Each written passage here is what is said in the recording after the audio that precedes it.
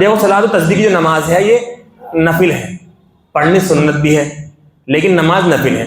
نیت کرتا ہوں 4 رکعت نماز صلاۃ التسبیح کی، ٹھیک، اس طریقے پر ہم نیت کر لیں گے، رخ میرا کعبہ شریف کی طرف۔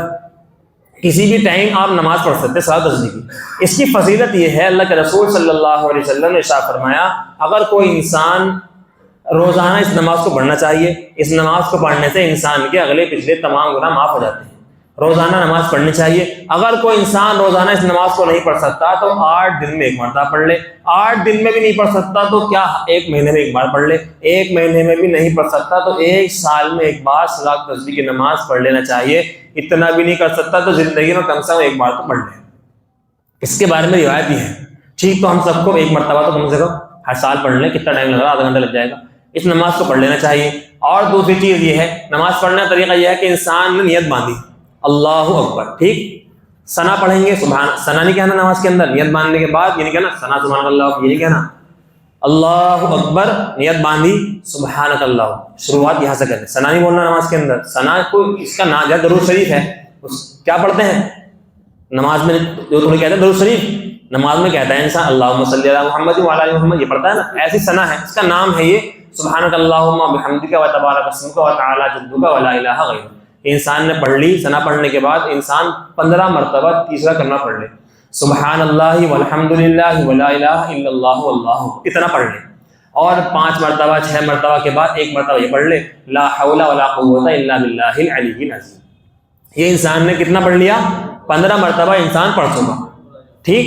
اس کے بعد چاہے تو آپ پورا پڑھ لیں، سبحان اللہ والحمد للہ ولا الہ الا اللہ واللہ اکبر ولا حول ولا قوت الا باللہ العلی العظیم، چاہے آدھا پڑھ لیں، مرضی آپ جتنا پڑھو گے جتنا کہتے ہیں نا جتنا شکر ڈالو گے اتنا میٹھا ہوگا، یہ آپ کی مرضی کی بات ہے، ایسا پڑھ لیں۔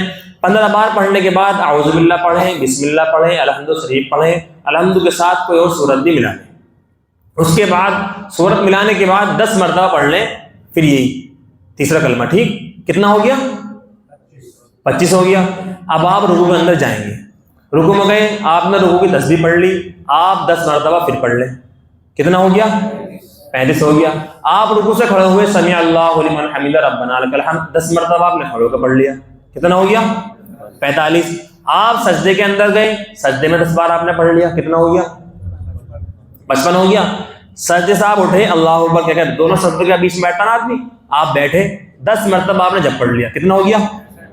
غلط سن چکا بالکل، کتنا ہو گیا؟ 65 ہو گیا۔ آپ پھر سجدے میں گئے، کتنا؟ 10 مرتبہ جب پڑھ لیا، آپ نے کتنا ہو گیا بھائی؟ 4 رکعت پڑھنی ہے، 1 رکعت میں 75 مرتبہ ہو چکا، 4 رکعت میں کتنا ہو گیا؟ 300 ہو گیا پورا۔ اس طریقے پر آپ اپنی نماز کو پورا کریں۔ ایک بار اور بتاؤں، شروع میں، چلو سن لو کوئی بات،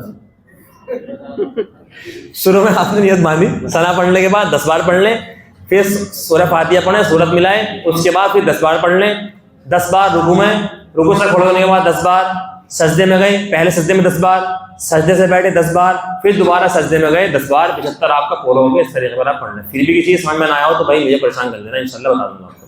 اللہ پاک ہم سب کو عمل کی توفیق عطا فرمائے۔